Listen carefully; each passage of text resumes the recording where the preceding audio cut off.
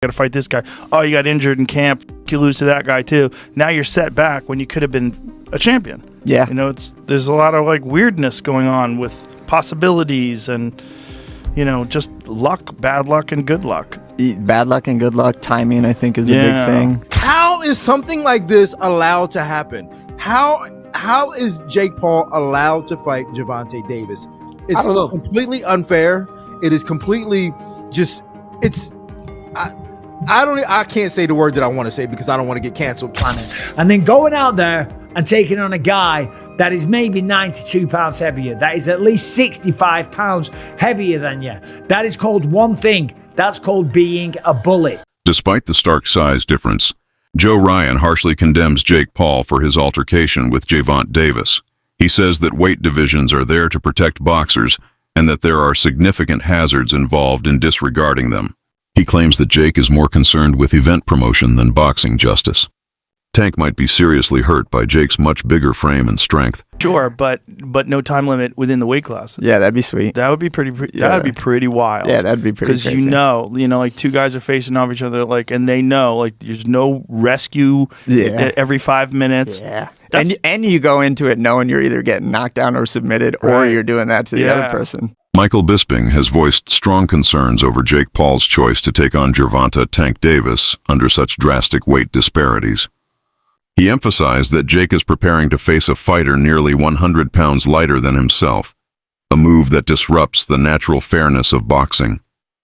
Bisping reminded fans that Jake's previous matchup with Mike Tyson was already controversial, given Tyson's age and long retirement from the sport.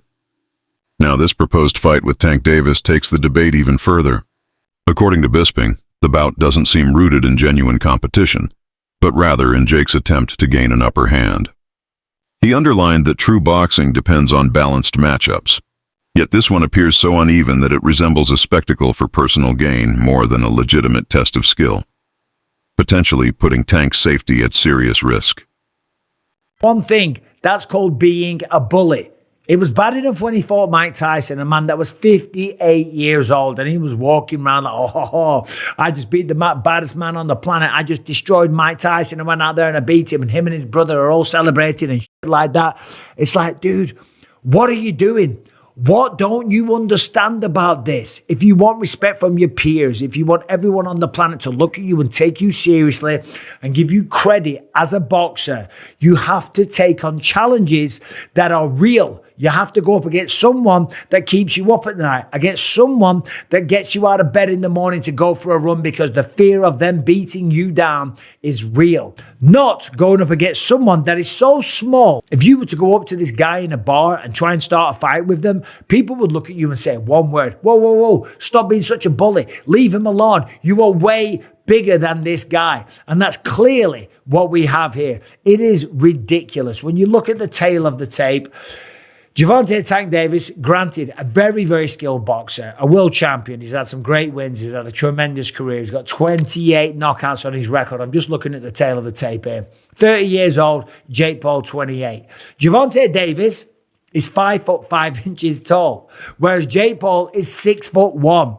I would never dream on picking on a guy that is 5'5" tall. Granted, there's some tough guys out there that are 5'5", okay? They're smaller guys, but for 5'5", they'll pack a good punch. Typically, they're mixed martial artists or boxers, yeah. Teddy Atlas draws attention to the stark size disparity between Jake Paul and Gervonta Davis during their face-off.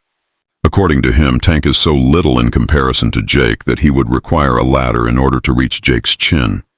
Atlas underscores that the size disparity in this instance is just too much, even though he acknowledges that variations in talent and technique are a natural aspect of the sport. Tank's physical limitations prevent him from efficiently reaching Jake, which makes the fight seem out of proportion from the outset. Things, right? They should also have like the size of the ring, the size of the glove, all that stuff. Particulars should be in the contract, but I would probably look for one thing that is not the common thing to have in a contract if I'm Tank. A ladder. A ladder. Can I get a ladder? Somebody? You know what I mean? Hey, look, if he hits him on the chin the way he can punch, Jake might be doing a dance. You know what I mean? Not voluntarily either. Well, but we'll get into that more later. The thing that I'm talking about right here is what you said. It was stark. The size difference was really, you couldn't ignore it. We understand the talent difference, the experience difference. We understand all of that. But the size, the pure, and we understand small guys can beat big guys. We just saw Crawford do it to Canelo, but a little different. The size difference was, it was eye-catching, jaw-dropping. And it made me think, and I'm going to ask Richie, our man here who's doing all the taping, who does such a marvelous job. I'm going to ask him, because I know he's an expert in this area, but it reminded me of one of the Rocky movies where they had the face, where they did the wrestling thing with Rocky and Hulk Hogan, a.k.a. Thunderlips. He was Thunderlips back there. Jake Paul's activities are more about promotion than competition, as Joe Rogan notes. He clarifies that by creating odd matches, these battles are intended to pique interest and draw in casual spectators. Rogan claims that the talk about betting and that they are about actual athletic quality. Even though the bouts don't make much sense, he thinks Jake knows how to maintain his reputation and uses boxing as a platform for promotion. That's a problem. That makes it a problem. My opinion is, I just want to say, in case someone calls me into court, I'm a fucking idiot and I don't know nothing.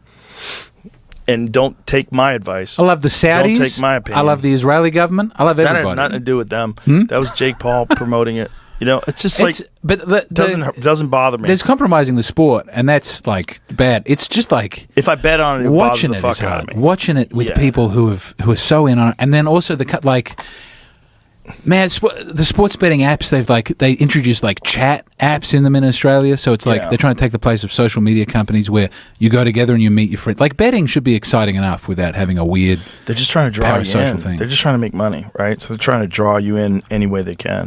According to Leonard Ellerby, Tank Davis wasn't mentally prepared to take on Lamont Roach. He claims that Tank didn't want to take on more stress at the moment because he had already faced enough personal difficulties.